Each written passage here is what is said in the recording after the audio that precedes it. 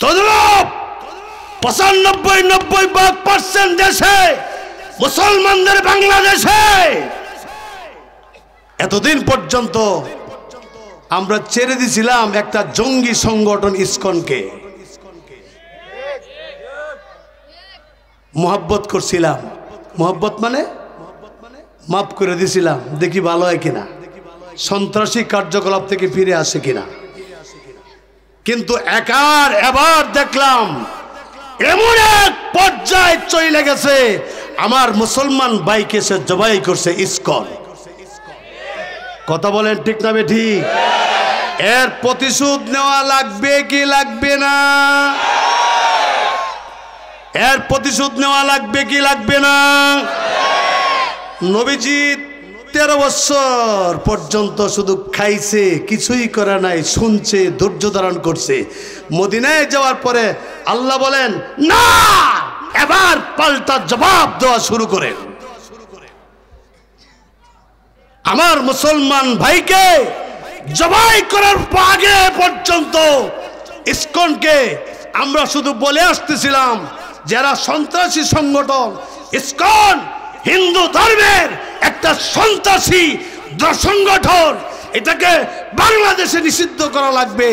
এবার যখন আমার ভাই মুসলমান নবীর উম্মতকে, অ্যাডভোকেট সাইফুল ইসলামকে যখন চট্টগ্রামে যখন শহীদ করলো, জবাই করলো, এবার কি ইসকনের সাথে মুসলমানদের আপোষ করা যায়? আর উপায় থাকবে না। এবার জানায়া দিতে চাই, ইসকনের পিঠের চামড়া থাকবে না, ইসকনের পিঠের চামড়া থাকবে না। যেখানেই দেখবেন যে ইসকন সংগঠন আছে, ওখানেই চাপাই পড়ে পিটায় ওদের চামড়া উঠে দিতে হবে। হ্যাঁ, এইবার আর উপায় নাই। বাংলাদেশে এদেরকে নিষিদ্ধ করতেই হবে। আবার বলেন, কারা কারা চান যে ইসকন সন্ত্রাসী জঙ্গি, এদের সংগঠন বাংলাদেশে নিষিদ্ধ হোক? কারা কারা চান? নারায়ে তাকবীর, নারায়ে তাকবীর। আল্লাহ সবাইকে কবুল করুক। আর অন্তর্বর্তী সরকার যদি এটা না করে,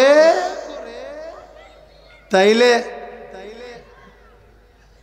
আগে যা হইছিন তোমরাও তাই।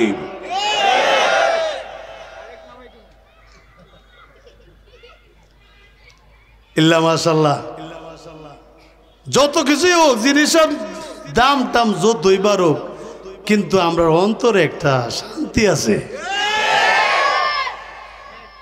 আছে না নাই? এবার যতই কই আইতো না কেউ, হুজুর রাজনীতি কথা কইেন না। কই কই হারিকেন তো খুঁজে পাওয়া যায় না।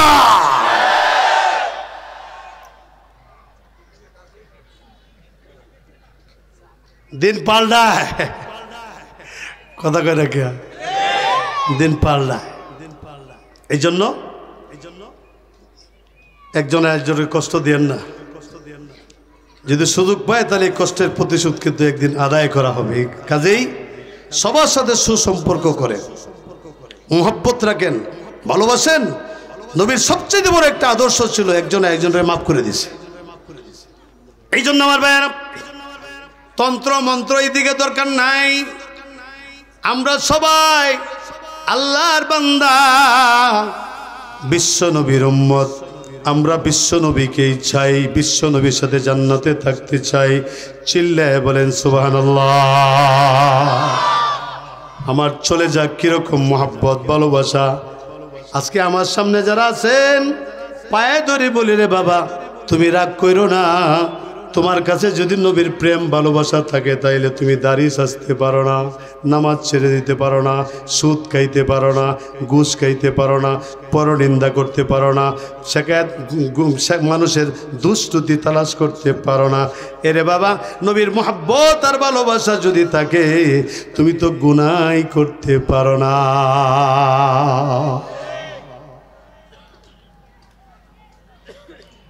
এই জন্য নবীজি বলেছেন গুনাহ কেন করে, নবীরে ভালোবাসে না কেন?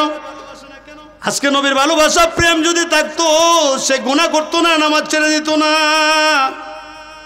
নবীর ভালোবাসা না থাকার কারণে সব করতেছে। এই জন্য রে বাবা একটা কথা খুব ভালো করে জেনে রাখেন, তার কারণ হলো ভালোবাসার মধ্যে ব্যবধান আছে। আল্লাহ নবী উমরে জিজ্ঞাসা করে, উমর তুমি কি আমাকে ভালোবাসো? হ্যাঁ ভালোবাসি, সাথে সাথে বলে ফেলেছি। নবী আবার বললেন, ভালো তো বাসো ঠিক আছে, তোমার জানের চাইতে বেশি ভালোবাসো? উমর চুপ হয়ে গেছে, চিন্তা কইরা কম্পেয়ার করে দেখলো যে না, আমার জানের চাইতে আমার নবীরে ভালোবাসি না। নবীরে জানায় দিলেন, নবীজি আমার জানের চাইতে আপনাকে আমি ভালোবাসি না। আল্লাহ নবী জানায় দিলেন, তোমার জানের চাইতে যদি আমি নবীকে ভালো না বাসো, এরে উমর তুমি কাটি ইমানদার হইতে পারবে না।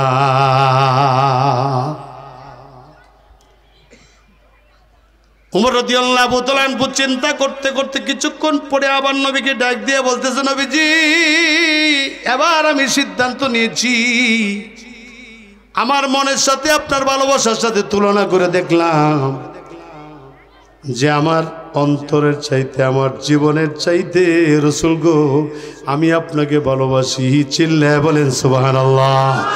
এবার আল্লাহর নবী জানিয়ে দিলেন, উমর এখন যেহেতু তোমার জানের চাইতে আমার বেশি ভালোবাসো, তাহলে জেনে রাখো তুমি এখন কাটি ইমানদার। চিল্লায় বলেন সুবহানাল্লাহ। প্রেম তো এরকম হওয়ার দরকার, প্রেম ভালোবাসা এরকম হওয়ার দরকার। এরে বাবা সাহাবায়ে কেরাম আল্লাহর নবীরে মুহাব্বত করতেন, ভালোবাসতেন, আর আমরা মুহাব্বত কেমন করি ভালোবাসি এইটা আমি একটু পার্থক্য করে বুঝাই দেই। সাহাবীদের ভালোবাসা আর আমাদের ভালোবাসা আসমান আর জমিন ব্যবধান। কিরম ব্যবধান? আল্লাহর নবী সাল্লাল্লাহু আলাইহি ওয়াসাল্লাম মদিনায় 10 জন সাহাবীকে ডাক দিয়ে বলতেছেন, রে সাহাবীরা তোমরা মদিনার সীমানা অতিক্রম করে ওখানে যাইয়া মুসলমানদেরকে কোরআন শিখাও। এরকম 10 জন সাহাবীকে জামাত বন্দি কইরা তাদেরকে পাঠায় দিলেন।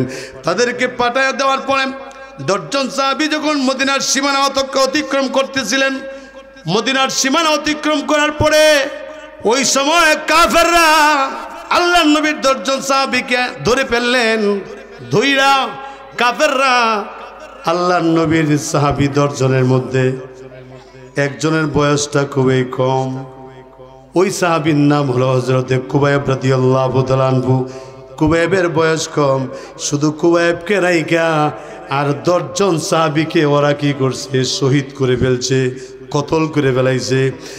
এই 9 জনকে কতল কইরা আর কুবাইবকে দইরা দেশে নিয়ে গেছে। দেশে নিয়ে যাইয়া জিজ্ঞাসা করে, রে কুবাইব তোমরা কয়জন ছিলা? কয় আমরা 10 জন ছিলাম।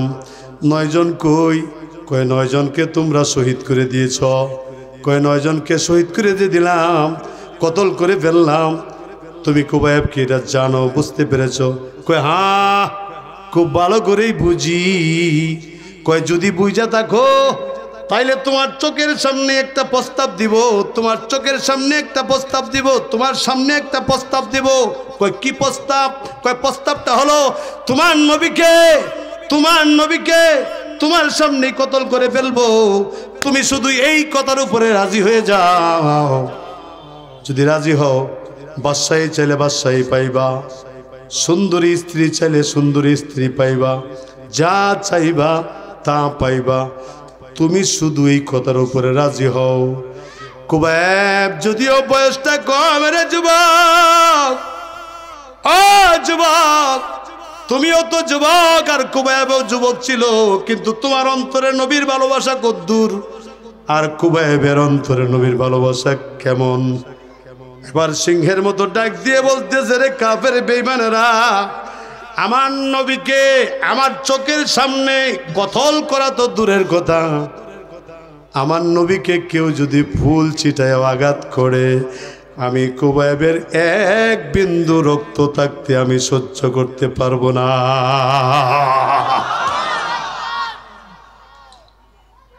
যুবক আমার ভাইয়েরা, আমাদের অন্তরে নবীর প্রেম কদ্দুর আর কুবাইবের অন্তরে নবীর প্রেম কতটুকু। নবীজি অসুস্থ, সিঙ্গা লাগাইলেন পায়ের মধ্যে, সিঙ্গা পায়ের মধ্যে সিঙ্গা লাগানোর পরে সিঙ্গার ভিতরে যে রক্তটা আসছে,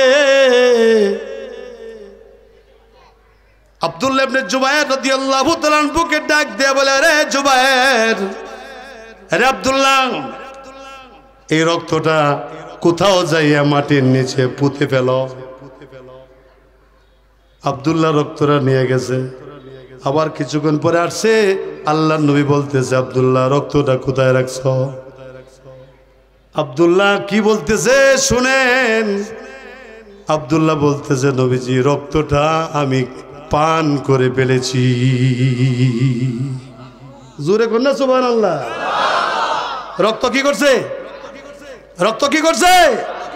আল্লাহর নবী ডাক দিয়ে বলেন, আব্দুল্লাহ, আমার রক্ত পান করার কারণে তোমার জন্য জাহান্নামের আগুন হারাম হয়ে গেছে। সুবহানাল্লাহ।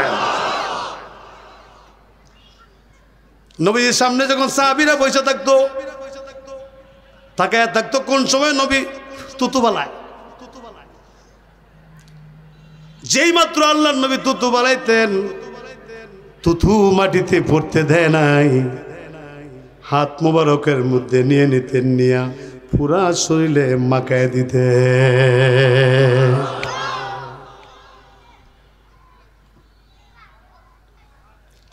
উহুদের ময়দানে যখন মুসলমানদের উপরে অতর্কিত হামলা করলেন, হামলা করার সাথে সাথে মুসলমানের ছত্রভঙ্গ হয়ে যায়। ওই সময় 70 জন সাহাবায়ে কেরাম উহুদের ময়দানে শহীদ হয়ে যায়। শয়তান একটা এমন ভাবে একটা কথা প্রচার করে দিল, শয়তান বলতেছে বিশ্ব নবী আর নাই, উহুদের ময়দানে শহীদ হয়ে গেছে। মদিনার মহিলারা যখন শুনছে বিশ্ব নবী আর নাই, নবীজি ইন্তেকাল করছে, বিশ্ব নবীর কথা শুই না, মদিনার মহিলারা সব দৌড়াইয়া রাস্তায় নাইমে আসছে। সুবহানাল্লাহ কেন করে? রাস্তায় নাইমে আসছে। একজন মহিলা, বুড়া মহিলা দৌড়াইতেছে, উহুদের ময়দানের দিকে দৌড়ায়। এক সাহাবীকে পাইয়া বলতেছে, রে সাহাবী, বলো আমার নবী কেমন আছে? সাহাবী বলতেছে, এরে মহিলা, তোমার বাবা শহীদ হয়ে গেছে। মহিলাটা বলতেছে, ইন্না লিল্লাহ। মহিলা আবার দৌড়ায়। আবার একজন সাহাবী পাইছে, বলতেছে, বলো তো আমার নবী উহুদের ময়দানে কেমন আছে? ওই সাহাবী বলতেছে, কয় তোমার স্বামী শহীদ হয়ে গেছে। সে শুই না বলে ইন্না লিল্লাহ, আবার দৌড়াইতেছে। আরেকজন আইসা বলতেছে, এই তোমার ভাই শহীদ হয়ে গেছে। সে শুই না বলে ইন্না লিল্লাহ, কিন্তু দৌড় থামে না, দৌড়ায়। আরেকজনকে বলতেছে, বলো রে ভাই আমার পয়গম্বর কেমন আছে? ওই সাহাবী বলতেছে, পয়গম্বর সুস্থ আছে। ওই যে দেখো নবীজি আসতেছে, মদিনায় যাইতেছে। আর এই মহিলা দৌড়াইয়া আল্লাহ নবীর সামনে দৌড়াইয়া যাইয়া নবীর চেহারার দিকে দাঁড়িয়ে বলতেছে, ওগো নবীজি, আপনার চেহারা দেখার আগে আমার যে পেরেশানি ছিল, যেই মুসিবত ছিল, ওগো নবীজি পুনরায় আপনার এই চেহারা দেখার সাথে সাথে আমার সকল বালা মুসিবত দূর হইয়া গেছে। আমার সবাই মারা গেছে, আমি শুনছি, আমার কোনো আফসোস নাই। সব মারা গেল, আমার কোনো ব্যথা নাই। যদি আমার নবী জীবিত তাকে চিল্লে বলেন সুবহানাল্লাহ। কেমন মোহাব্বত তাদের অন্তরে ছিল, আর আমরা কেমন মোহাব্বত। এবার কুবাইব জানায় দিল, রে আমার বয়স কম হইতে পারে, কিন্তু নবীর প্রেম ভালোবাসা আমার অন্তরে কত বেশি সেটা তো তোমার জানা নাই, এই জন্যই প্রস্তাব দিছো। ভালো করে শুনে রাখো, আমার নবীরে কতল করা তো দূরের কথা, কেউ যদি আমার নবীরে পুল ছিটায় আঘাত করে, আমি কুবাইবের এক বিন্দু রক্ত থাকতে সহ্য করতে পারবো না। এক ফোঁটা রক্ত থাকতে সহ্য করতে পারবো না। এরা বলে কি, এত বয়স্ক মারামারি করে লাভটা কি, পিড়াপিড়ি করে লাভটা কি? ওরা জেলখানার ভিতরে ঢুকায় দাও, ঢুকায় তালা বন্ধ করে দাও। একাধারে কয়েকদিন পর্যন্ত যদি খাবার দেওয়া না যায়, অটোমেটিক সে ক্ষুধার যন্ত্রণায় চটপট করবে, আর যা প্রস্তাব দিবা তাই মাইনে নিবে। বাস জেলখানার ভিতরে ঢুকায় দিচ্ছে। একদিন, 2 দিন, 3 দিন চলতেছে, কোনো খাবার দেয় না। আপনি কয়দিন না খেয়ে থাকতে পারবেন? হায় রে, ক্ষুধার যন্ত্রণায় পেটটা পিঠের সাথে লাগে গেছে। খুবই জেলখানায় বইরা কান দেয়ার বলে, ওগো রব্বে কারীম, তোমার কুদরতি নজর দিয়ে আমার একটু তাকায় দেখো, আমি একজন আশিকে রাসূল, আমি একজন নবীর উম্মত। ওগো রব্বে কারীম, কাফের বেঈমানেরা আল্লাহর নবী আমাদের 10 জনের একটা জামাত তৈরি কইরা কোরআন শিক্ষা দেওয়ার জন্য আমাদেরকে মদিনার সীমানা অতিক্রম করে সেখানে পাঠাইছিলেন। যাওয়ার বেলায় 9 জনকে এই কাফেররা শহীদ করে ফেলাইছে, আর আমি একা বাকি আছি। আমারে দইরা ওরা নিয়ে আইছে, আমার জেলখানার ভিতরে আবদ্ধ করে রাখছে। আমার কাছ থেকে একটা অনুমতি নেই, একটা স্বীকৃতি নিতে চায়। স্বীকৃতিটা হলো আমার চোখের সামনে আমার নবীরে কতল করবে, আমি শুধুই কথার উপরে রাজি হয়ে যাইতাম। ওগো রব্বে কারীম, এই পৃথিবীতে আমার জন্মদাতা, আমার মা, আমার বাবা, আমার সন্তান, আমার সন্ততি, পৃথিবীর সকল মানুষের উপরে, এমনকি আমার জানের চাইতে বেশি আমার নবীকে আমি ভালোবাসি। আমি তাদেরকে জানাইয়া দিছি যে আমার নবীরে কতল করা তো দূরের কথা, কেউ যদি পুল চিটায় এরকম আঘাত করে, আমি কুবায়েব সহ্য করতে পারবো না। এই জন্য ওরা আমাকে খাবার দেয় না, ওদের কথায় না রাজি না হওয়ার কারণে আমার জেলখানার ভিতরে ঢুকাইয়া রাখছে। আজকে 1 দিন, 2 দিন, 3 দিন চলতেছে, খাবার দেয় না। ওগো রব্বে কারীম, আমার অন্তরে তো নবীজির প্রেম ভালোবাসা তুমি দিয়েছ, প্রয়োজনে নবীর ভালোবাসায় আমার জান দিয়ে দিব, নবীর মুহাব্বতে আমার জান দিয়ে দিব, আমার জীবন দিয়ে দিব। কাফেরদের সাথে আমি আপোষ করব না, ওরা খাবার না দিলেও আমি অনাহারে আমার জীবন দিয়ে দিব। এরপরও বেঈমানদের কাছে খাবার চাইব না। ওগো আল্লাহ, তুমি যেহেতু আমারে সৃষ্টি করেছ, আমার অন্তরের নবীর প্রেম সৃষ্টি করে দিয়েছ, ওগো রব্বে কারীম, আমি কিন্তু এদের কাছে খাবার চাইব না, তোমার কাছেই চাইতেছি। ওগো রব্বে কারীম, দয়া করে মেহেরবানি করে আমার জন্য তুমি খাবারের ব্যবস্থা করে দাও। চিল্লায় বলেন সুবহানাল্লাহ। আল্লাহ তাআলা বলেন, সাথে সাথে দুয়ার পরেই দুয়াটা এমন ভাবে কবুল হয়ে গেছে। রব্বে কারীম জিব্রাইলকে ডাক দিয়ে বলে, জিব্রাইল কোথায় আছো? তাড়াতাড়ি আসো, আমার রহমতের দরিয়া জোশ মারছে, আমি আর থাকতে পারতেছি না। আমার দোস্তের একজন আশিকে রাসূল জেলখানায় বন্দি, কাফেররা জেলখানায় বন্দি করে রাখছে, খাবার দেয় না। কাফেরদের কাছে খাবার চাইতেছে না, আমার কাছে খাবার চাইতেছে, কোথায় চটপট করতেছে, আর আমার কাছে খাবার চাইতেছে। জিব্রাইল দেরি করবা না, তাড়াতাড়ি জান্নাতে চলে যাও। জান্নাতে যাইয়া জান্নাতের মাটি সহ, জান্নাতের ফল ফ্রুটের বাগান সহ ওইরকম জেলখানার ভিতরে কুবাইবের সামনে নিয়ে যাইয়া হাজির হয়ে যা।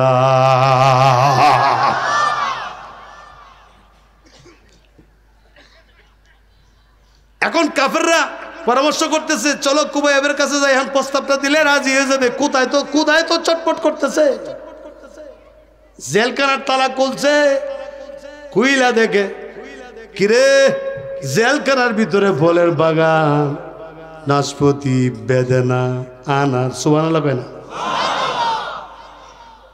এটা কোন ফল? জান্নাতি ফল। কোন ফল?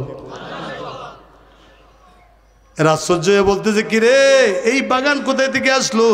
এই ফল কোথায় বাগানে কে লাগাইলো? আর আমরা যারে জেলখানার ভিতরে রাখছিলাম সে তো অত মোটা ছিল না, এত সুন্দরও ছিল না।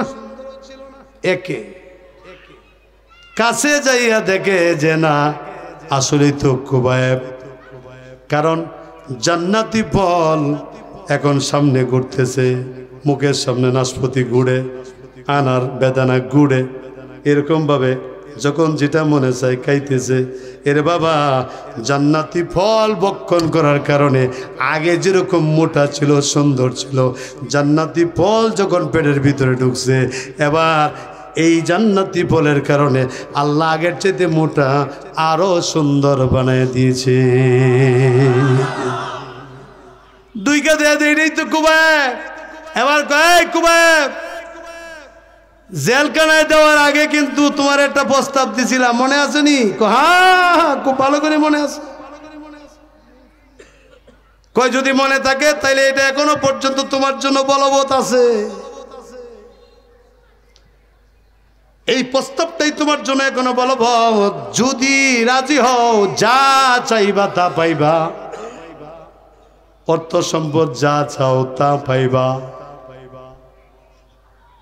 হায় রে, বাংলাদেশে দেখেন না দুর্নীতি যারা করছে, হায় রে, আরে কয়েক লক্ষ না, হাজার হাজার হাজার হাজার কোটি। কি কয় কথা কয় না গিয়া?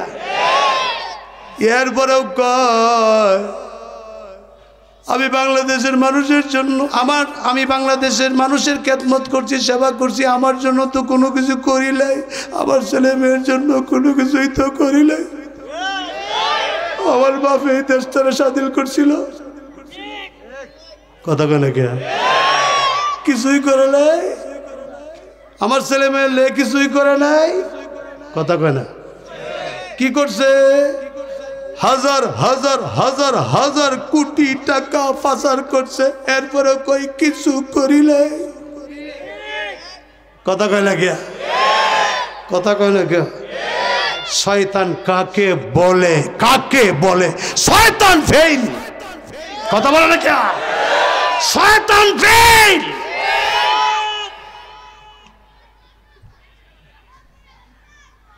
কত বড় বহুরূপী শয়তান। দুর্নীতি রে বুঝে না, এটাতে দুর্নীতি, কত বড় শয়তান। আরো বলে চট করে আয় পড়বো, আয় পড়ো, আমরাও রেডি, চট করে তোমার দিয়ে দিব।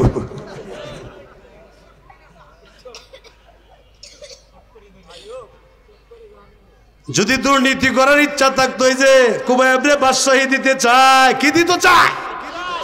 বাদশাহী পাইবা, যা চাও তা পাইবা, শুধু রাজি হয়ে যাও। শুধু তুমি রাজি থাকো যে তোমার রসুলরে মারি ফেলামো, নাউজুবিল্লাহ, আর তুমি এটা রাজি হও। এবার বলতেছে জেলখানার ভিতরে ঢুকাইবার আগে তোমার যে প্রস্তাব দিছিলাম, এই প্রস্তাব এখনো বাকি আছে। রাজি হইলে যা চাইবা তা পাইবা। আর যদি রাজি না হও তাইলে কিন্তু তোমারে ফাঁসিতে ঝুলাইয়া দিমু। ফাঁসির কথা যখন বলছে, এবার কুবায়েবের ইমানের তেজ কত বেশি দেখেন। সারে দুনিয়া হো মুখালেফ, सारे दुनिया हो मुखालिफ, कुछ नहीं नुकसान है। सारे दुनिया हो मुखालिफ, कुछ नहीं नुकसान है। गम नहीं कुछ डर नहीं जब रहमत रहमान है। गम नहीं कुछ डर नहीं जब रहमत रहमान है। एक काफिर भी मेरा যদিও আমার বয়সটা কম, কিন্তু এখনো মাপতে পারো নাই আমার সিনার ভিতরে রসুলের মোহাব্বত ভালোবাসা কত বেশি। এখনো মাপতে পারো নাই। যদি মাপতা, যদি জানতে পারতা, আমারে ফাঁসির ভয় দেখাইতা না, আমারে ফাঁসির ভয় দেখাইতে না। খুবই স্পষ্ট করে জানায় দিলেন, শোনো, দুনিয়ার সব মানুষ যদি আমার আমি কুবাইবের বিপক্ষে চলে যাই, কেউ যদি আমার পক্ষে না থাকে, আমার ভয় নাই, আমার চিন্তা নাই, আমার রব যদি আমার সাথে থাকে, চিল্লায় বলেন না সুবহানাল্লাহ। কেউ থাকার দরকার নাই, আমার রব যদি আমার সাথে থাকে। এবার দেখতেছে আগে যাও তো একটু ঠান্ডা আছি, এখন এই ফাঁসির মঞ্চের ভয় যখন দেখাইছে এবার তো আর ঠান্ডা নাই, এবার তো এত গরম হয়ে গেছে। এরা পরামর্শ করলো যে তো আরো বেশি গরম, এরে এইগুলি দিয়ে কাজ হইব না। ওরা শেষ কথা জিগাইয়া ওরা ফাঁসিতে ঝুলাইয়া দেও। ফাঁসি কাস্টের মানুষকে শেষ কথা জিগায় কিনা? কথা কয় না গিয়া যে তোমার মনে কি চায়? কুবাইব জিগাইছে তোমার মনে কি চায়? কুবাইব কি বলে? কেমন মোহাব্বত দেখেন। কুবাইব বলে আমার মনে চায় তোমরা আমার এক বদনা ওজুর পানি দাও। কি দাও? কি দাও? এক বদনা ওজুর পানি দাও, আমাকে এক বদনা ওজুর পানি দাও, আমি একটু ওজু বানাবো, এরপর আমার মাওলার সাথে 2 রাকাত নামাজ পড়ে আমি একটু কথা বলবো। চিল্লায় বলেন সুবহানাল্লাহ। ওজুর পানি আইনা দিছে, ওজু বানাইছে, নামাজে দাঁড়ায় গেছে, দাঁড়ায় দাঁড়ায় কান্দে আর বলে ওগো রব্বে করিম, এটাই মনে হয় আমার শেষ নামাজ, আর মনে হয় তোমার দরবারে হাজিরা দেওয়া সম্ভব হবে না। ওগো রব্বে করিম, জীবনের শেষ নামাজ মনে কইরা আমার মন চাইতেছে যে আমি পুরা কোরআন শরীফ এই 2 রাকাত নামাজের ভিতরে শেষ করে ফেলি। জোরে কনা সুবহানাল্লাহ রে। আমার জীবনের শেষ নামাজ মনে কইরা আমার মন বলতেছে আমি 2 রাকাত নামাজের ভিতরে আমি 30 পারা কোরআন, আমি পুরা কোরআন খতম করে ফেলি, কিন্তু 2 রাকাত নামাজের ভিতরে পুরা কোরআন যদি আমি খতম করি অনেক লম্বা সময় লেগে যাবে। আমি কুবাইব দুনিয়ার জমিন থেকে চলে যাওয়ার পরে কাফের বেঈমানরা মুসলমানদেরকে অপবাদ দিবে আর বলবে মুসলমানরা জান দেওয়ার ভয়ে লম্বা লম্বা কেরাত দিয়ে নামাজ পড়ে। এই অপবাদ আমি চলে গেলে এরা দিবে মুসলমানদেরকে। এই জন্য ওগো রব্বে কারীম, আমি ছোট্ট ছোট্ট 2টা সূরা দিয়া তাড়াতাড়ি নামাজ শেষ করে ফেললাম। কুবাইব যখন নামাজ শেষ করছে, শেষ করার পরে হাত তুলে আল্লাহর দরবারে বলতেছে आरज़ू है ये कि निकले दम तुम्हारे सामने। सुभान अल्लाह जोरे को। आरज़ू है ये कि निकले दम तुम्हारे सामने, मैं तुम्हारे सामने हो तू हमारे सामने। नमाज शेष करार साथे काफिर बेईमानेरा কুবাইবকে দইরা সুলিতে চড়াই দিয়েছে। প্রথম বল্লমটা যখন কুবাইবের গায়ের মধ্যে লাগছে, যখন মাইরা দিছে, রক্তের চিটা যখন জমিনে পড়ছে, কুবাইব তখন আল্লাহরে ডাক দিয়ে বলে আরজু হে একে নিকলে দম তোমারে সামনে, आरज़ू है कि निकले दम तुम्हारे सामने, मैं तुम्हारे सामने हो तू हमारे सामने। अल्लाह के डाक दिए बोलो रब्बे करीम, আমার জীবনের বড় একটা আশা ছিল, এর চাইতে বড় আশা আমার ছিল না। এটাই আমার জীবনের বড় আশা। সেই আশাটা হলো আমার জীবনের মনের একটা তামান্না, মনের একটা আশা, যে আমি যেদিন মারা যাব সেই দিন আমি রসুলের সামনে থাকব, আর রসুল আমার সামনে থাকবেন। এটা আমার জীবনের বড় আশা ছিল। ওগো নবীজি, ওরা আমারে শেষ আশাটুকু পুরাইতে দেয় নাই, ওরা আমারে সুলিতে চড়াই দিছে। কিছুক্ষণ পরেই হয়তো আমি দুনিয়ার জমিন থেকে চলে যাব। অবেলবিজি পুনরায় মদিনা শরীফে আইসা আপনার সাথে আমার আর মনে হয় মুলাকাত হবে না, আর মনে হয় আপনার চেহারা আমার দেখা সম্ভব হবে না গো নবী। এই সুলির ভিতর থেকে আমি আপনার কাছে সালাম পৌঁছাইতেছি, আপনি আমার সালামের জবাবটা একটু আওয়াজ করে দিবেন, যাতে আমার নিঃশ্বাস দুনিয়ার থেকে ত্যাগ করার আগে আগে আমি যেন নবীজির আওয়াজটা শুই না আমি মরতে পারি। ওই সময় সুলির ভিতর থেকে মদিনা শরীফ লক্ষ্য করে কুবাইব রাদিয়াল্লাহু তাআলা আনহু বলেন, মাই দূর হ মজবুর হ আই সাইয়্যিদি আলাম, মাই দূর হ মজবুর হ আই সাইয়্যিদি আলাম, दीदार दिखाते नहीं आवाज सुना दो, दीदार दिखाते नहीं आवाज सुना दो। দেখা তো করা সম্ভব হবে না, দিদার আপনার সাথে আমার দুনিয়াতে আর হবে না।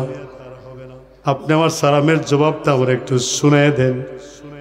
কিতাবে লেখে কুবাইব সুরের ভিতর থেকে যখন মদিনা শরীফ লক্ষ্য করে সালাম পৌঁছায়, তখন কুবাইব সালাম পৌঁছাইতেছে, আর আল্লাহর নবী মসজিদের নবীর কাতারের মধ্যে বসা, ডান দিকে ফিরে নবী বলতেছে ওয়া আলাইকুমুস সালাম ইয়া কুবাইব, বাম দিকে ফিরে বলতেছেন ওয়া আলাইকুমুস সালাম ইয়া কুবাইব। আল্লাহর নবীর সাহাবীরা এসে বলতেছে ওগো নবীজি কোন কুবাইবের সালামের জবাব দেন, কুবাইব তো আপনার সামনে নাই। নবীজি কাঁদতেছে আর বলতেছে ও আমার সাহাবীরা, তোমরা জানো না আমার কলিজার টুকরা সাহাবী কুবাইব, সুলির এরা কাফেররা আমার কুবাইবকে সুলির মধ্যে ছড়াইয়া দিছে, কাফেররা মল্লম মারতেছে আর আমার কাছে সালাম পৌঁছাইতেছে, আর আমার সালামের জবাব শোনার জন্য অপেক্ষা করতেছে। চিৎকার দিয়া বলেন সুবহানাল্লাহ। আমার প্রশ্ন হলো বাদামের মানুষদেরকে বলতে চাই, বিশেষ করে যুবকদেরকে বলতে চাই, কারা কারা কুবাইবের মতো যুবক হইতে চাও? দুইটা হাত দেখায় দাও। নারে তাকবীর, নারে তাকবীর। আল্লাহ সবাইকে কবুল করুক, সবাই বলেন আমিন। আমরা স্পষ্ট বার্তা জানিয়ে দিতে চাই, যদি এই বাংলার জমিনে ইসকনকে যদি নবীর দুশ্মন, ইসলামের দুশ্মন এই জঙ্গি সংগঠনকে, হিন্দু জঙ্গি সংগঠন ইসকনকে যদি বাংলার জমিনে নিষিদ্ধ করা না হয়, ঘোষণা দিলাম আবার জিহাদ হবে, আবার জিহাদ হবে, আবার জিহাদ হবে। কারণ আমরা রাসূলের সৈনিক। কথা বলেন ঠিক না ঠিক? একটা আছুর ইসলামে লাগবে, আমার এক মুসলমান ভাই এই বাংলার জমিনে শহীদ হবে, আমরা এটা বরদাস্ত করব না, আমরা এটা সহ্য করব না। এই জন্য সতর্ক থাকতে হবে, সতর্ক থাকতে হবে। এতদিন ঘুমাইয়াছিলাম, আজকে আমার এক মুসলমান ভাই অ্যাডভোকেট সাইফুলকে শহীদ করার কারণে আমাদের ঘুম ইসকনে ভাঙ্গে দিছে। কথা বলে আর ঘুমাবো না। এই হিন্দু সংগঠন ইসকনকে তোরা পাহারা দিছিলাম মন্দির না ভাঙ্গার লাগে। কথা কোন ঠিক না বেটি?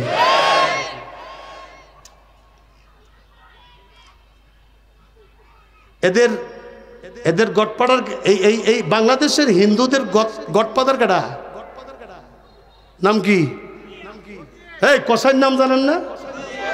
চিল্লা এখন আরো জোরে এখন। এই হিন্দু, এই ইসকন, এদের গডফাদারের নাম কি? কসাই মোদি। বলেন, গুজরাটের কসাই মোদি। কথা বলেন। আল্লামা মামুনুল হক এই কসাইয়ের বিরুদ্ধে কথা বলার কারণেই গ্রেফতার করা হয়েছিল। কথা বলে। মোদি কি তোর বাপ লাগে? কথা কেন কে? মোদিরে বললে তোরে তো জলে গিয়া, তোর জলে গিয়া। বোঝা গেল যদি মোদিরে বলার পরে যদি কেউ জলে, বুঝতে হবে জন্ম ভালো না।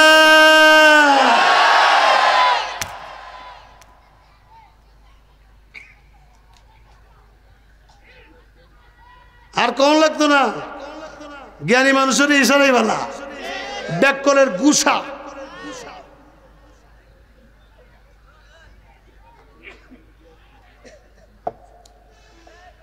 তোমার কেন চলে? মুসলমান কোন মুসলমান সারা বিজাতিরে কেউ ভালোবাসে? চিল্লাই বলো। এই কোন হিন্দুর লোকে জান্নাতে কেডা? হিন্দুর লোকে পরকালে থাকতে চাও কেডা? হাত উঠাও। কেউ নাই, কেউ নাই। কারণ একমাত্র পৃথিবীতে একটা ধর্ম, সেই ধর্মের নাম কি? চিল্লায় বলো আরো জোরে। এই ইসলাম গ্রহণ যারা করেছে, ইসলাম ধর্মের লোক যারা আছে, আল্লাহর মেহেরবানিতে সবাই জান্নাতে যাবে। ইসলামের বাহিরে যারা আছে সবগুলা জাহান্নামী না জান্নাতি?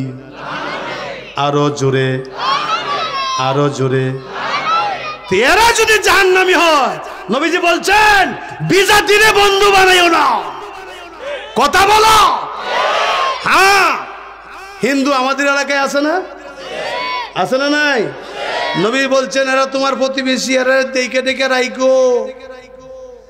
এরা যে সময় পূজা করে একটু দেখে দেখে রাইকো, মন্দির টন্দির যাতে ভাঙিয়ে না ফেলে। কথা কয় না কে? তা আমরা কি মন্দির পাহারা দিয়েছিলাম তোরা আমরা মারা লাগিয়া? কি করে আমরা মারা লাগিয়া? এই জন্য খবরদার, ইসকনের সংগঠনের উপরে রাগান্বিত হয়ে আপনার প্রতিবেশী হিন্দুদের উপরে কোনো আক্রমণ করবেন না। কারণ ইসকনের সদস্যরে যেখানেই পাবেন সেখানেই ফিরাইবেন। আর ইসকনের সদস্য ছাড়া হিন্দু যদি হয়, হেরারা কিছু কমন যেত না। কথা কয় না কে? নবীজি বলছেন তুমি যদি যে এলাকায় থাকো, সেই এলাকায় যদি প্রতিবেশী তোমার হিন্দু হয়, বৌদ্ধ হয়, খ্রিস্টান হয়, মুসলমান হয়, মুসলমানদের সাথে যে আচরণ করবা, হিন্দু বৌদ্ধ খ্রিস্টানদের সাথেও তাই আচরণ করবা। এটা কার শিক্ষা? আমাদের নবীর শিক্ষা। এটা ইসলামের শিক্ষা। কথা বলেন ঠিক না ঠিক? আর গুজরাটের কসাইয়ের শিক্ষা হলো কি? মুসলমানরা জবাই করো। কথা কয় না কে? মুসলমানরা কি করো? জবাই করো। এই জন্য রেডি হন, রেডি হন। শয়তান কিন্তু বসে নাই। আরেকটা জিহাদ মনে হয় এই ইসকন সমর্থিত দলের সাথে করা লাগবে। করতে রাজি আছেন? কারা কারা? ওই যে একটা লোক সামনে বসে রয়েছে, হাতটা উড়াইলো না। আমার মনে হয় লাই দলের, মনে হয় আর কি, মনে হয়। ইনশাআল্লাহ এমনি মরার চাইতে শহীদি মর্যাদার দাম কম না বেশি? শহীদি মর্যাদার দাম কম না বেশি? সাইফুলকে রক্ত মাখা শরীর নিয়ে দাফন করা হয়েছে। কেন? যারা শহীদ হয়, যুদ্ধের ময়দানে যারা শহীদ হয়েছে, তাদেরকে রক্তমাখা অবস্থায় আল্লাহ নবীর সামনে উঠবে, আর সেদিন বলবে, এই তোরে তো রক্ত কে? এ রক্ত কিসের? আল্লাহ দিন জিন্দা করার জন্য, কালিমার পতাকা উড্ডীন করার জন্য, ইসলামকে বুলন্দ করার জন্য আল্লাহ রাস্তায় আমি শহীদ হয়ে গেছি, আমার জানটা আমি দিয়ে দিছি। চিন্তা করেন। অথচ নবী বলছেন আল মুসলিম আখুল মুসলিম, পৃথিবীর যে কোনো জায়গায় একটা মুসলমানও যদি থাকে, নবী বলেন এক মুসলমান আরেক মুসলমানের ভাই। কথা বলেন, আবার বলেন, এক মুসলমান আরেক মুসলমানের ভাই। আমি যদি এক মুসলমান আরেক মুসলমানের ভাই হই, নবীর উম্মত হই, আমার বাবাও যদি আমার নবীর বিরুদ্ধে কথা বলে, ইসলামের বিরুদ্ধে কথা বলে, আমার বাবার বিরুদ্ধেও আমার হাতে তলোয়ার নিতে আমি দেরি করব না। এটার নামে ইসলাম। এটার নামে কি? ইসলাম। নিজের বেলায় 16 আনা, পরের বেলায় কিছুই না। কথা কয় না কে? তোমার পুলায় অন্যায় করছে, পুলার বিচার করতে গিয়ে খালি এমনি গুরু হেমনে গুরু, কথাটা এমনি ঘুরাও হেমনে ঘুরাও, আর পরের বিচার করার সময় ডাইরেক্ট মারে। কথা কয় না কে? ডাইরেক্ট। কিন্তু নবীজি কি বলছেন? নবী কি বলছেন? নবী তো তোমার চরিত্রের ছিল না যে তুমি এক প্যাকেট সিগারেট খায়া পুরা পুরা বিচারটারে তুমি ঘুরাই ফেলাইলা। আছে না নাই? এরকম এরকম পণ্ডিত আছে না নাই যে টাকা খায়া বিচার ঘুরে এলা। আল্লাহর নবী বলেন ইসলাম এমন একটা জিনিস, আমার মেয়েও যদি চুরি করে, আমার মেয়ে ফাতেমা যদি চুরি করে, আর এই চুরে যদি এই চুরি যদি সে সাব্যস্ত হয় যে আমার মেয়ে ফাতেমা এই চুরি করেছে, নবীজি বলেন আল্লাহর কসম আমি আমার মেয়ের ফাতেমার হাতটা কেটে ফেলার থেকে আমি বিরত থাকবো না। সুবহানাল্লাহ। আমার মেয়ের হাতটাও পর্যন্ত আমি কাইতে ফেলব। কথা বলেন ঠিক না বেটি? আজকে একটা কথা বলি, সব কথার এক কথা, এই আওয়ামী লীগ, এই শেখ হাসিনা সারা দেশের মানুষের বিচার করতো, কিন্তু তার দলের লোকের বিচার করতো না। এটার কারণে পতন। আর দলের ফুলাবান সহ যে যেমনে পারছে, হাই রে কি কাওয়া ডাকাইছি। অধপতন এই জন্যই। আজ যদি আমি মাঝারের জন্য যেই বিচার, শেখ হাসিনার ছেলে যে অপরাধ করেছে তার জন্য সেই বিচার, এই যদি হাসিনার নীতি হইতো, হাসিনার পতন হইতো না। এটা কি খারাপ কইছি? খারাপ কইছি? আওয়ামী লীগের লোক যদি থাকেন এরপরে যদি জ্বলে, বুঝলাম যে পুরাটাই অন্ধকার। আল্লাহ মাফ করো। এই জন্য আমার ভাইয়ারা, আজকে একটা কথা আপনাদেরকে বলি, পায়ে ধরে বলি, মাথা থেকে পা পর্যন্ত নবীর সুন্নাত দিয়ে আপনার জীবনটারে সাজান। মৃত্যুর ভয় নাই, মৃত্যুর ভয় নাই, মৃত্যুর কোনো পরোয়া নাই। ওই যে কুবায়েব হাসতে হাসতে তার জানটা দিয়ে দিল, তারপরও আপোষ করলো না, তারপরও আপোষ করলো না। আল্লাহ তাআলা বলেন কোরআনের আয়াত, কুল ইন কুনতুম তুহিব্বুনাল্লাহা ফাত্তাবিউনি। আল্লাহ বলতেছেন পয়গম্বর আপনার উম্মতকে আপনি বলে দেন, তারা যদি আমি আল্লাহর ভালোবাসা চায়, আমি আল্লাহর মুহাব্বত চায়, ফাত্তাবিউনি, তারা যেন আপনাকে অনুসরণ করে, ইত্তেবা করে। অনুসরণ করে মানি, এই ভালো করে শুনেন, অনুসরণ করে মানি নবী দাড়ি সাজে নাই, আমিও দাড়ি সাজবো না। নবী মিথ্যা বলে নাই, আমিও মিথ্যা বলবো না। নবী কোনোদিন নামাজ ছেড়ে দেয় নাই, আমিও নামাজ ছেড়ে দিব না। নবী কোনোদিন সুদ খায় নাই, আমিও সুদ খাইব না। নবী কোনোদিন পরনিন্দা করে নাই, আমিও পরনিন্দা করব না। নবী বিচারের মধ্যে 2 নম্বরই করে নাই, হক বিচার করেছেন। আর আমি যদি বিচারক হই, আমিও হক বিচার করব, 2 নম্বরই করব না। নবী যেমনে ঘুমাইছেন আপনি সেমনে ঘুমাইবেন, নবী যেমনে খানা খাইছেন আপনি এমনে খানা খাইবেন, নবী যেমনে বাথরুমে গেছেন আপনি এমনে বাথরুমে যাইবেন, নবী যেইভাবে বাথরুম থেকে বাইর হয়ে আসছে আপনিও সেইভাবে বাথরুম থেকে বাইর হইবেন। নবী ঘরে ঘরে ঢোকার সময় আপনার নবীর পাওটা কোন পাও দিয়া বা ঘরে ঢুকছে, আবার ঘর থেকে বাইরে হওয়ার সময় নবী কোন পাও দিয়া বাইর হইছে। নবী যখন মসজিদে গেছেন, মসজিদে যাওয়ার সময় কোন পাও দিয়া ঢুকলেন, আবার কোন পাও দিয়া বাইর হইলেন। বাথরুমে ঢোকার সময় নবী কোন পাও দিয়া ঢুকলেন, কোন পাও দিয়া বাইর হইলেন। তুমি না সেই নবীর উম্মত, তুমি আলুর বাপ কিছুই জানো না। কথা কয় নাকি? তুমি মনে করছো এমনি এমনি যাওগা, আরে এমনি এমনি জায়গা মানে এটা তো কুত্তার জীবন। কথা কয় নাকি? এটা তো মুসলমানের জিন্দিগি হইতে পারে না। কি কয়? এটা মুসলমানদের জিন্দিগি হইতে পারে না। মুসলমানের জিন্দিগি কি? মুসলমানদের জিন্দিগি হলো নবী যেমনে চলছে তুমি এমনে চলবা, নবী যা করে নাই তুমি তা করবা না, নবী যা নিষেধ করেছেন তুমি তা মানবা, রসুল যা আনছে এইগুলোর আঁকড়ে ধরবা, আর নবী নিষেধ করছে এইগুলোর ছেড়ে দিবা। কথা কয় না ঠিক? এইটাই তো করার দরকার। হ্যাঁ, যেমন বিশ্বনবী সাল্লাল্লাহু আলাইহি ওয়াসাল্লামের উম্মতের মধ্যে সবার আগে যিনি জান্নাতে যাবেন তার নাম কি? কথা কন। আবু বকর নামটাও কেন বলতে পারলেন না? চিনলে একবার দরকার আছে। বিশ্বনবীর সাহাবায়ে কেরাম এবং উম্মত যা আছে সবাই তো সাহাবায়ে কেরাম তো রাসূলের উম্মত না? উম্মত না? সবাই সাহাবায়ে কেরাম থেকে নিয়ে যত উম্মত কিয়ামত পর্যন্ত আসবে যারা চলে গেছে সবাই আল্লাহর নবীর কি উম্মত। সমস্ত উম্মতের মধ্যে সবার আগে কে জান্নাতে যাবে? চিল্লা একসাথে বলেন কে? জোরে বলেন কে? আবু বকর। আবু বকর, আবু বকর, আবু বকর সবার আগে জান্নাতে যাবে। কেন যাবে আবু বকর সবার আগে? কারণ আছে না নাই? চিল্লায় বলো।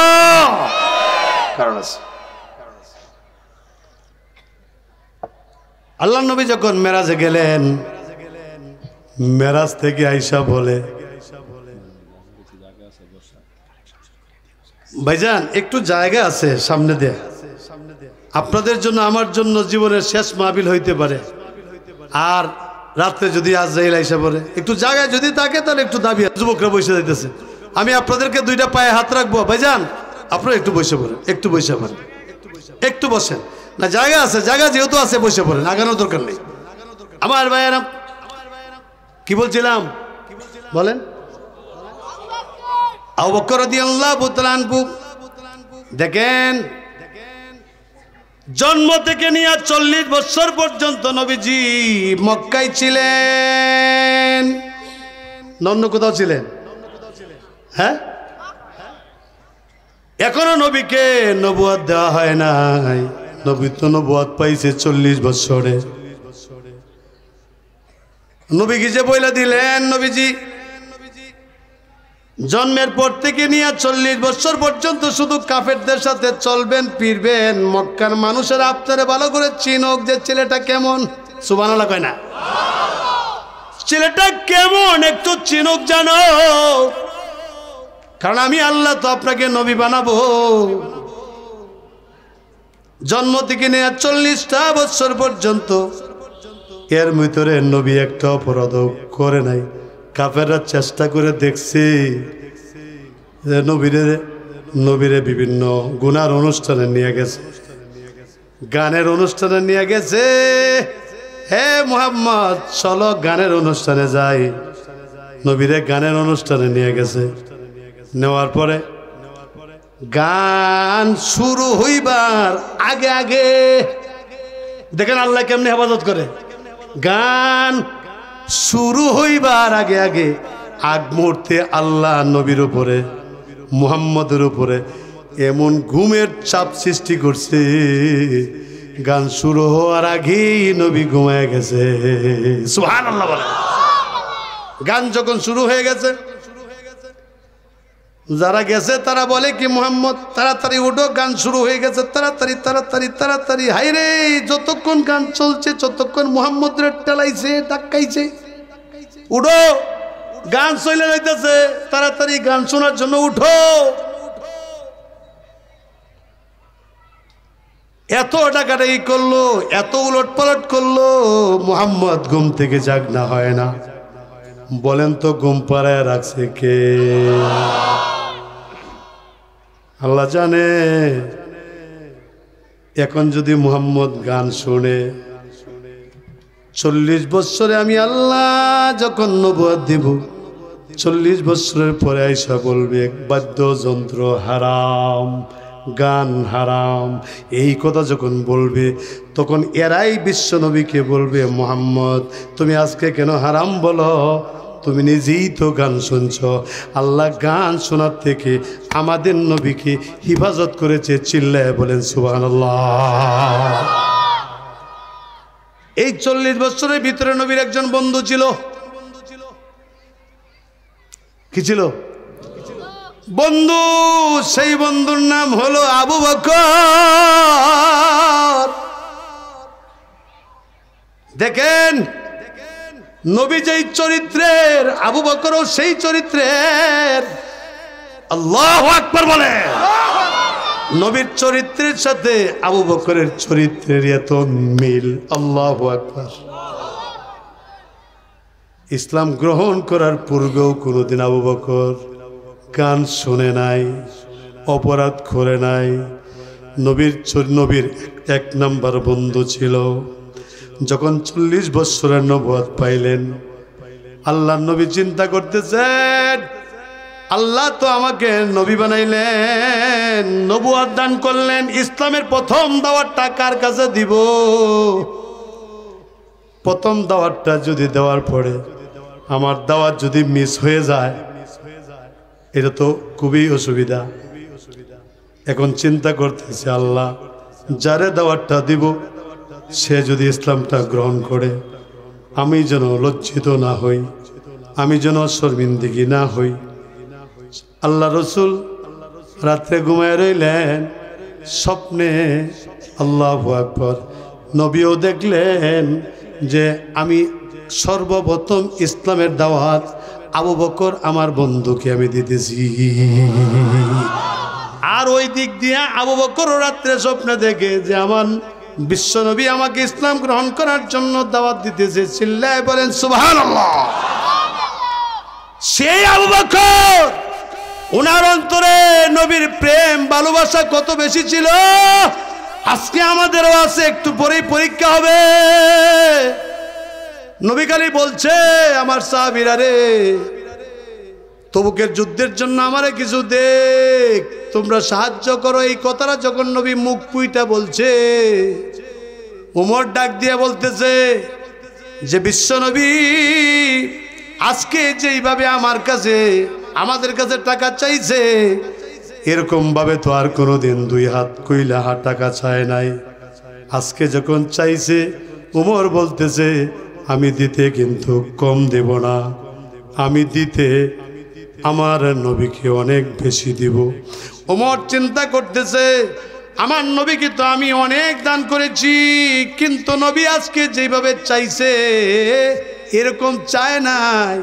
আজকে যখন এইভাবে চাইছে, আর আমারও একটা আগের থেকে একটা প্রতিজ্ঞা ছিল, আমার ভাই আবু বকরকে বাগাইবার জন্য কত জায়গায় টাকা দিলাম, পয়সা দিলাম, কিন্তু কোথাও আবু বকররে বাগাইতে পারি নাই। কিন্তু আল্লাহ নবী এমন ভাবে চাইছে, আর আমি এত বেশি করে আজকে দিব যেন আবু বকরকে আমি যেন ভাগাইতে পারি, আবু বকরকে যেন বাগাইতে পারি।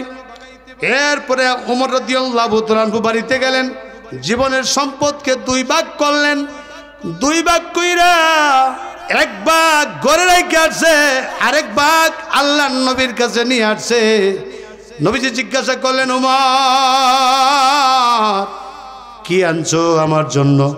উমর বলতেছে যে নবীজি আমার জীবনের সম্পদকে আমি 2 ভাগ করলাম, 1 ভাগ ঘরে রেখে আসছি, আরেক ভাগ আপনার দরবারে নিয়ে আসছি। কিছুক্ষণ পরে আবু বকর আসতেছে। এমনি 1 নাম্বার জান্নাতি হয় নাই, কেমন মোহাব্বত নবী চাইছে আমার দে। আর উমর বলতেছে আজকে আমার জন্য সুযোগ, আবু বকরের বাগায় দিব। এর আগে এত দান দেয় নাই, জীবনের সম্পদ 2 ভাগ করে 1 ভাগ রসুলরে দিয়ে দিছে, আরেক ভাগ ঘরে রেখে আসছে। কিছুক্ষণ পরে আবু বকর আসতেছে। আবু বকর আল্লাহর নবীর দরবারে যখন গেছেন, এবার আবু বকরকে নবী জিজ্ঞাসা করে কি আনছো? আবু বকর আমার জন্য কি আনছো? আবু বকর বলে माल दौलत देके भी सब रागिया मेरे लिए। सुभान अल्लाह को। माल दौलत देके भी सब रागिया मेरे लिए, एक खुदा मेरे लिए, एक मुस्तफा मेरे लिए। चिल्ले बोलना सुभान अल्लाह। या रसूल अल्लाह, আমার ঘরে যা ছিল, আমার মা বাবা আপনার জন্য কুরবান হোক, আমার ঘরে যা ছিল সব আপনার দরবারে দিয়ে দিছি। দিয়ে দেওয়ার পরেও আমার ঘরে সব রয়ে গেছে। সুবহানাল্লাহ কোন নাকি বলে নবীজি বলে, এরে আবু বকর বুঝলাম না, সব দিয়ে দিলে আবার সব থাকে কেমনে, এটার অর্থ কি? আবু বকর আবার ডাক দিয়ে বলে, গো নবীজি, আমার ঘরে যা ছিল সব আপনার দরবারে নিয়ে আসছি। আমার ঘরে শুধু রাইখে আসছি আল্লাহ এবং আল্লাহ রসুলকে। চিল্লায় বলো না সুবহানাল্লাহ। এমনি কি আবু বকর এক নম্বর জান্নাতি? কথা কয় না গিয়া রসুল মেরাজ থেকে আইসা বলতেছে, আমি এমন একজন ব্যক্তিরে চিনি, যার নাম জানি, তার বাবার নামও জানি, তার মায়ের নামও জানি। এই লোকটা যখন জান্নাতে যাবে, জান্নাতের দরজা কয়টা? চিল্লে বলো, কথা চিল্লে বলো কয়টা? 8টা। নবী বলেন জান্নাতের 8টা দরজা। এই ব্যক্তি যখন জান্নাতে যাবে তার জন্য খুলে দেওয়া হবে। চিল্লায় সুবহানাল্লাহ। শুধু খুলে দেওয়া হবে না, জান্নাতের 8টা দরজার জবান খুলে দেওয়া হবে। লোকটারে দেখে আহ্বান করবে, আমার দরজা দিয়ে ঢুকো, আমার দরজা দিয়ে ঢুকো, এই আমার দরজা দিয়ে ঢুকো। নাম ধরে ডাকবে। সুবহানাল্লাহ কয় না? সালমান ফারসি রাদিয়াল্লাহু তাআলা আনহু নবীজিকে জিজ্ঞাসা করেন, নবীজি লোকটার নাম কি? নবীজি বলতেছেন লোকটার নাম হলো আবু বকর। সুবহানাল্লাহ। আব্দুল প্রধান ভাই এসে বসছে নাকি? ইন্নালিল্লাহ। আমার বন্ধু এসে বসছে, আর সুযোগ নাই। আবু বকরের সাথে জান্নাতে কারা কারা থাকবেন? হাত উঠান, 2টা হাত উঠাও। কি হইলে হাত উঠে না গিয়া? এই হাত উঠা। আবু বকরের সাথে জান্নাতে থাকতে চাই, ঠিক আছে তো ইনশাআল্লাহ? আল্লাহর একজন আবু বকরের সাথে যিনি জান্নাতে যাবেন, নবীর আশেক হইতে চান, একটা লোক বলেন তো। কাটাগো বাদাম দারুস সুন্নাহ নাজাত কওমি মাদ্রাসার জন্য আল্লাহর মেহমান এই মাদ্রাসায় আছে। 1 বস্তা 50 কেজি, এরকম 20টা বস্তা আল্লাহর এই মেহমানদের জন্য একজন ব্যক্তি দিবেন, যেই দানের বিনিময়ে আবু বকরের সাথে নবীর সাথে হাসরের ময়দানে আপনার মোলাকাত হবে। একজন ব্যক্তি